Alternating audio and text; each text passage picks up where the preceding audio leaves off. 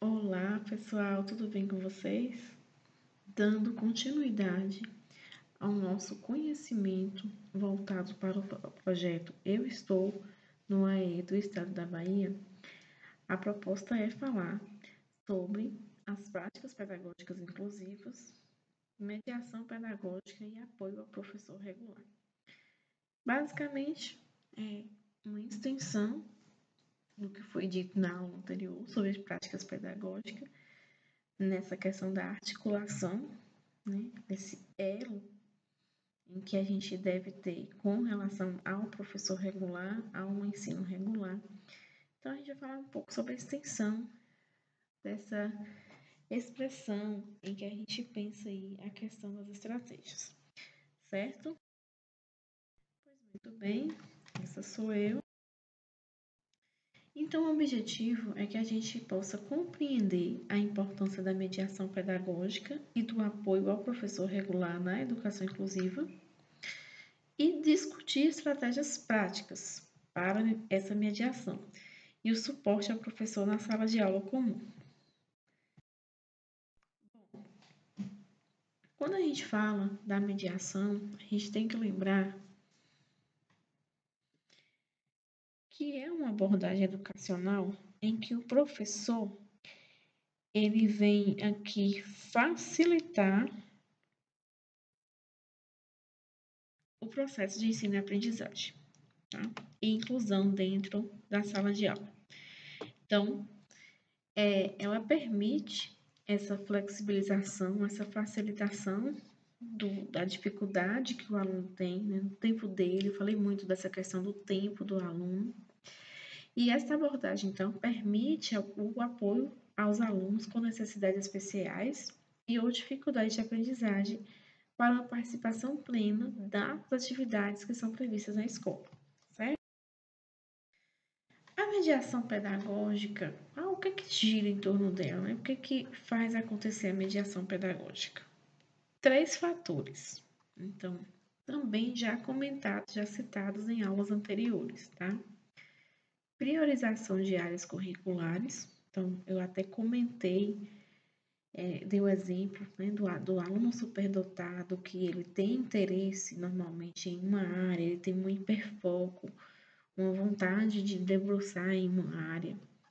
Então, isso é possível dentro do contexto da educação especial, na perspectiva da educação inclusiva, a gente promover uma priorização de uma área curricular, de uma disciplina em detrimento de outra, tá?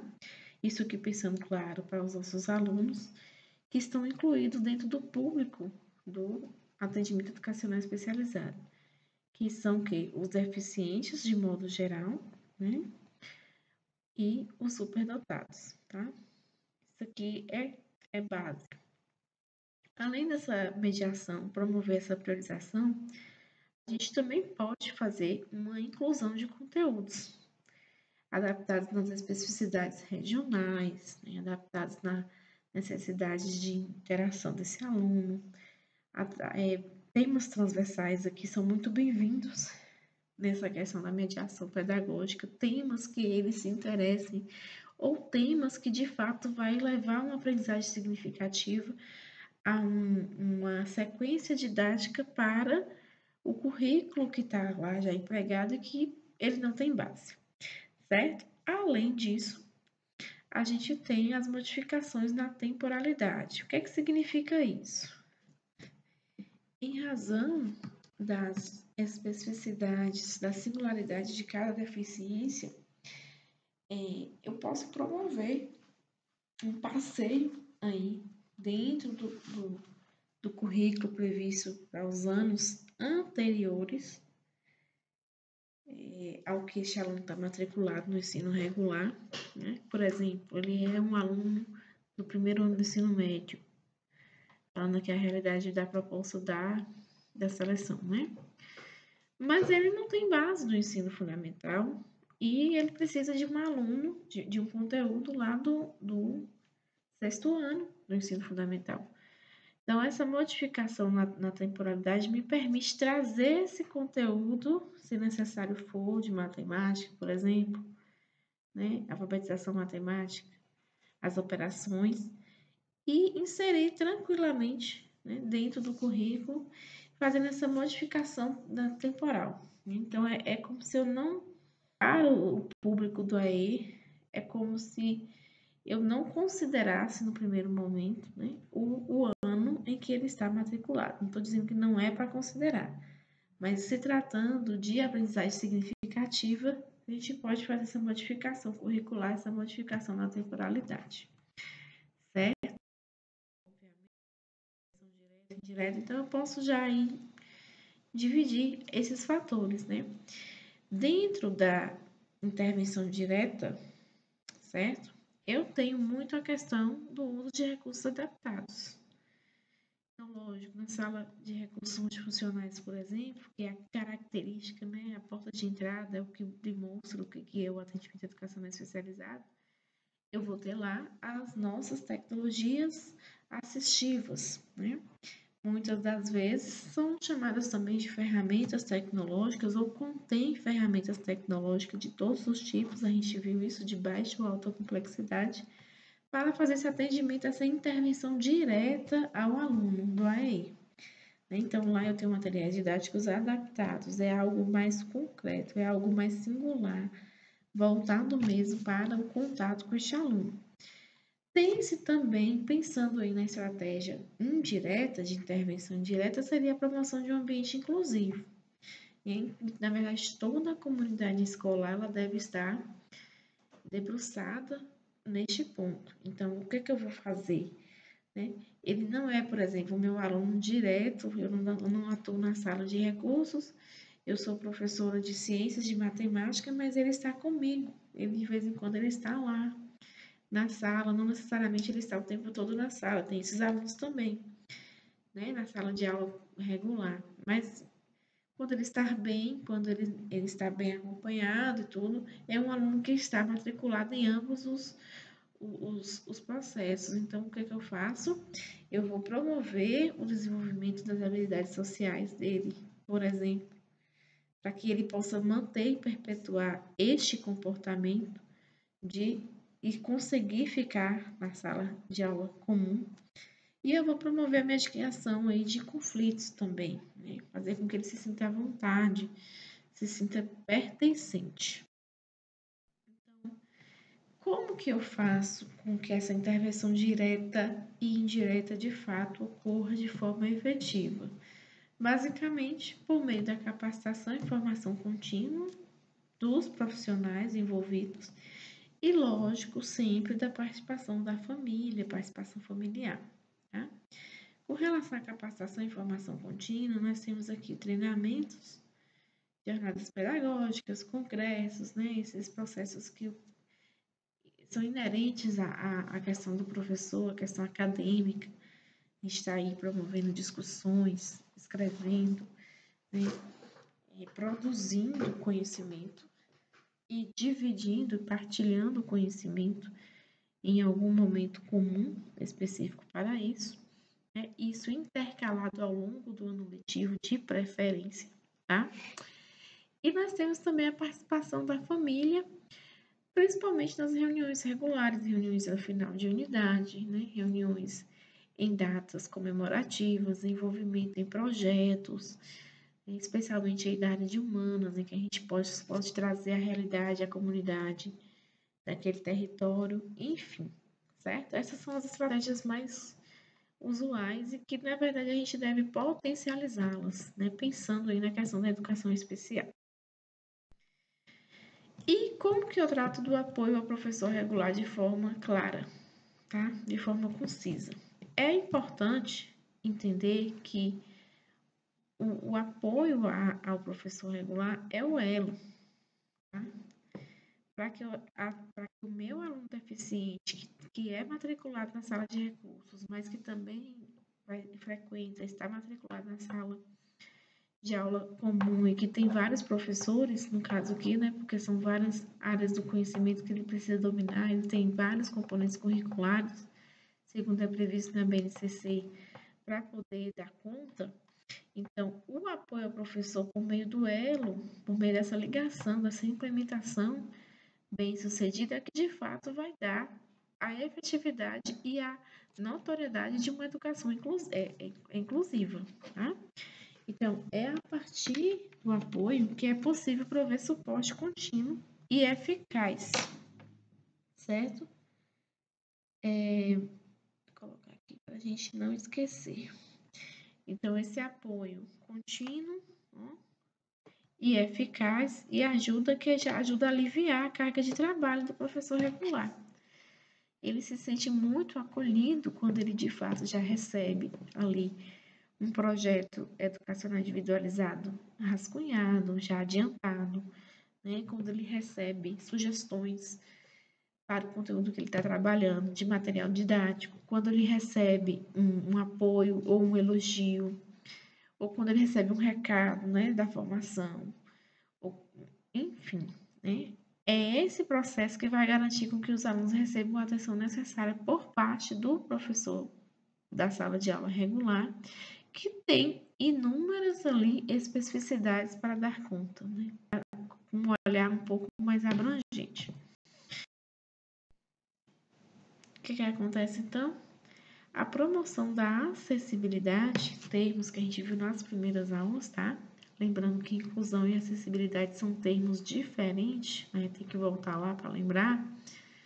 A promoção da acessibilidade metodológica e instrumental, a qual indica a supressão das barreiras nos métodos e nas técnicas de ensino, é o que é mais importante, tá? Então, eu tenho que suprimir as barreiras, ou seja, suprimir as dificuldades, eliminar as dificuldades que os alunos têm, meus alunos deficientes têm, com relação ao processo de aprendizagem. Ponto. Tá? Isso é o que faz a educação inclusiva ser como ela é, ser de fato efetiva. Além disso, é a partir desse processo que vai acontecer a diferenciação dos dispositivos de aprendizagem, adequando estratégias e recursos para ensinar de forma diferente aqueles que necessitam de algumas diferenciações para aprender com equidade, tá? Isso aqui é muito importante. Esse processo aqui, ó, tá? A equidade é o que realmente dá sentido ao processo de acessibilidade, à busca, na verdade, da acessibilidade que a gente tanto propõe. Bom, como é que a escola pode promover esse apoio ao ensino regular e não ficar também somente a responsabilidade ao professor do AEE fazer essa mediação, né? A comunidade por si só, inclusive a gestão da escola, ela precisa construir uma proposta pedagógica que contemple o AEE de forma integrada ao currículo geral, né?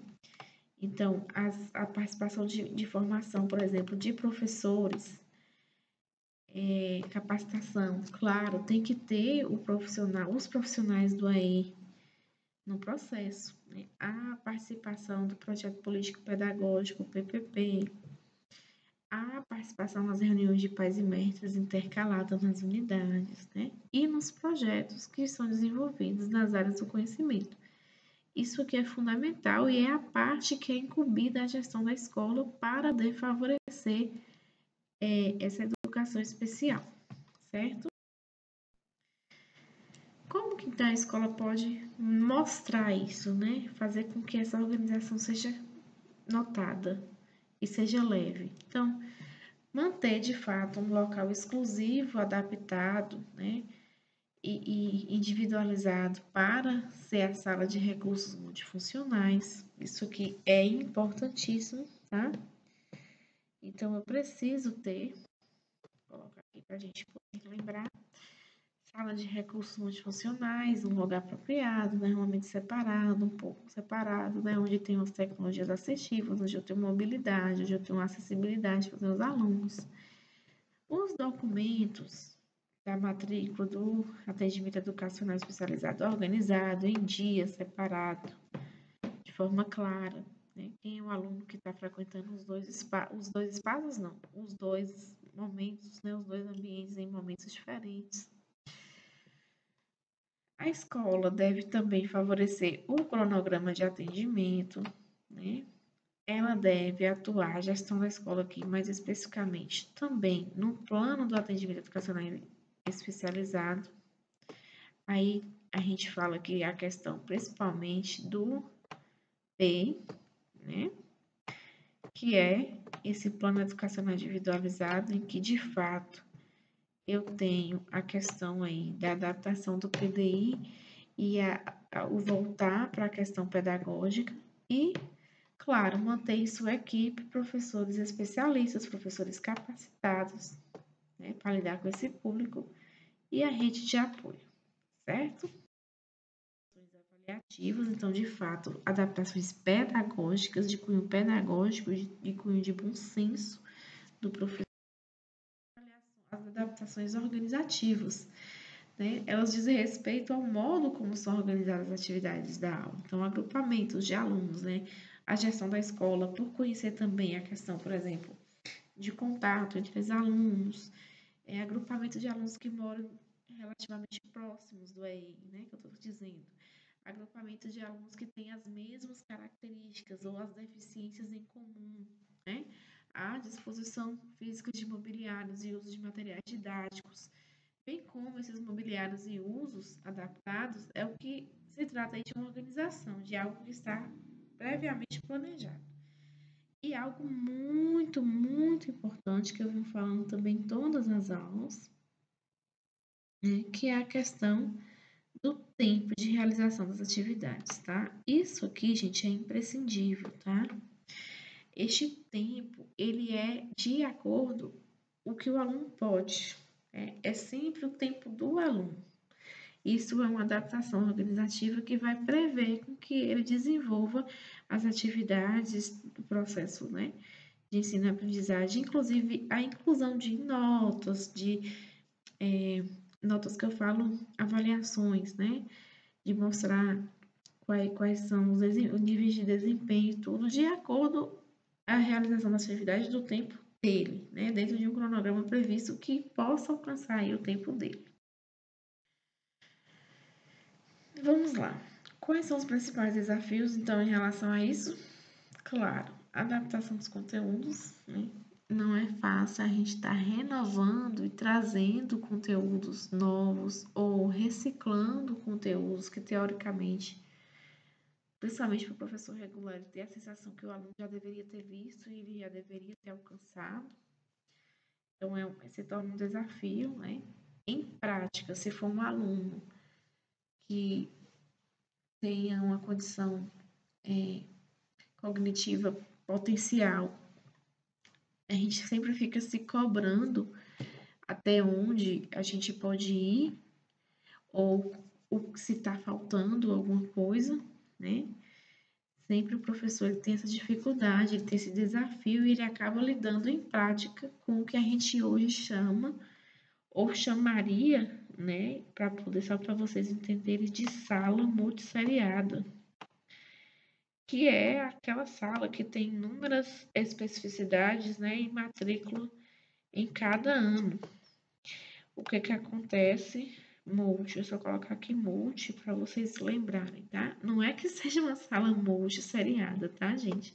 Isso aqui é totalmente diferente. Porém, quando a gente fala da adaptação de conteúdos, a sensação que dá literalmente é essa, né? De você ter que adaptar para várias situações e acaba que é como se você estivesse numa sala realmente multisseriada em que você tivesse que dar conta em vários anos, em várias séries, em um mesmo tempo. Isso causa ansiedade no professor do ensino regular. Isso causa desmotivação, descompreensão, incompreensão, melhor dizendo, né? Incompreensão com relação a, a esse contexto, né? Logicamente, se isso for acrescido a uma falta de informação e a falta de formação de base de professores especializados para o AE, isso se torna algo mais agravante. Claro, além do gerenciamento da sala de aula, da própria organização, mas isso que é inerente à metodologia, ao contato de cada professor, né? Então, o maior desafio, digamos, que está previsto principalmente aqui, ó, pode ser cobrado na prova, tá? Então, agora vamos partir para uma questão, né, na verdade, para como a gente pode, como isso pode ser cobrado ou como isso já foi cobrado pela banca, né? Então, nós temos a seguinte, né, uma educação inclusiva de qualidade, qual prática pedagógica que ela deve, sem dúvida nenhuma, bate não é um acesso a uma educação de integração social e nem democrática, né? Pedagógicas, então eu estou falando de observar o diferente tempo, diferente ritmo de aprendizagem de cada aluno. Isso para que tenha uma educação inclusiva de qualidade, tá? Então, a banca, ela traz nas entrelinhas do seu enunciado já uma resposta, uma indicação. Ela induz, inclusive, ao acerto mesmo, né? Basta um pouquinho de interpretação mais acurada, porque é sabido que para cada contexto colocado existe um pretexto, né? E o pretexto aí é justamente essa questão do tempo, que permite com que a educação inclusiva seja efetiva, que o aluno ele faça as coisas maravilhosamente bem de acordo com o tempo que ele possui, o ritmo que ele tem condição de responder, né? De acordo com cada deficiência. Então, vou encerrar esta aula por aqui. Nós temos ainda mais duas, se eu não me engano, para poder concluir.